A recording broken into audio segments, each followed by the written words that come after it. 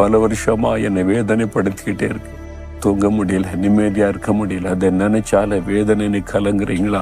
உங்களோடு தான் பேசுகிறார். இருதயத்துல கை வைங்க, கை வைங்க. அப்படியே சொல்லுங்க, ஆண்டவரை பார்த்து, ஆண்டவரே என் காயங்களை ஆற்றும், என் உள்ளான நிலைமையில் இருக்கிற காயத்தெல்லாம் ஆற்றுங்க ஆண்டவரே என்று சொல்லி கேளுங்க. இப்பொழுது ஆண்டவர் சொல்லுகிறார், உன் காயங்களை ஆற்றுவேன்.